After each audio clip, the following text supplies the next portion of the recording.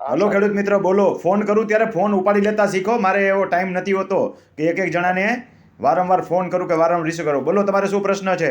યુટ્યુબમાં મૂકતા હોય છે એટલે પર્સનલ ઓળખ નહીં આપતા. બોલો, સાહેબ અમારે એટલે જોરથી છે ને, બોલો. સાહેબ અમારે એટલે છે જગ્યા એકત્રીકરણ કરી નાખી છે સાહેબ. હા. વચ્ચે વચ્ચે સરકારી રોડ હતો સાહેબ. હા. તો બી તો સાહેબ એકત્રીકરણ એકત્રીકરણ કેવી થઈ રીતે ગયા. થયું? એ સાહેબ મામલતદારે કરી નાખ્યું છે સાહેબ. સારું કર્યું, હાલો એકત્રીકરણ થઈ ગયું. હવે હું પ્રશ્ન ઊભો થયો હતો? લોચો જ લોચો. તો સાહેબ એમાં અમે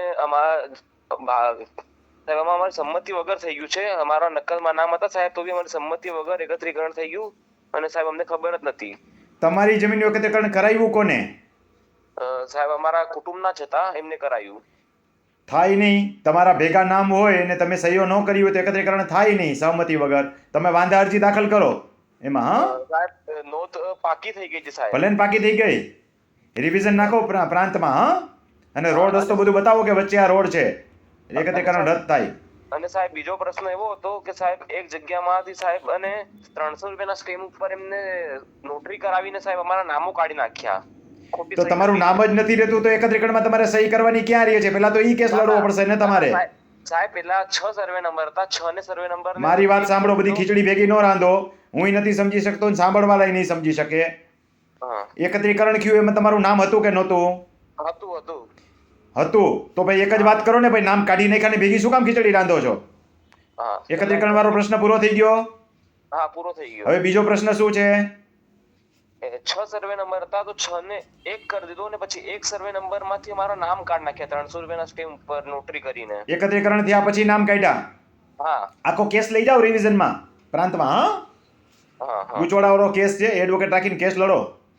એવું આ તો એક પ્રકારનું ફ્રોડ કહેવાય. હા, હા, ફ્રોડ જ થયું છે. હા, કેસ લડો આગળ. હા, પહેલા તો એકત્રીકરણ જ ન થાય આ રીતે વચ્ચે રસ્તો નીકળતો હોય. બીજા નંબરમાં એકબીજાની સહમતિ લીધા વગર એકત્રીકરણ ન થાય. ત્રીજા નંબરની અંદર તમારા નામ કાઢી નાખ્યા છે એટલે ઘણી ખીચડી ભેગી છે. હા હા, ભલે ભલે ભાઈ. ખેડૂત મિત્રો, શિયાળાની સિઝન હાલે છે, ફૂલ ઠંડી છે, સમજ્યા?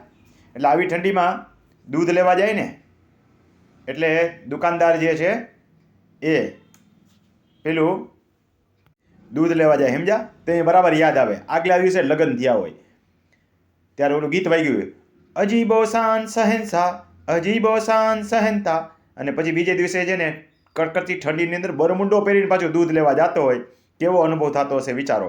જે માણસના મિલકતમાંથી નામ કાઢી નાખે હચોડા, એટલે અજીબો શાન સહેનશા હોય, 6 સર્વે નંબરમાં નામ હોય, અને બીજો જે છે ને બરમુંડો પહેરાવતો કરાવી નાખે, અને એ પાછી આપણને ખબર ન પડે, અને ખબર પડે તો શું કરવું? તો રિવિઝન કરીને કેસ દાખલ કરવો પડે.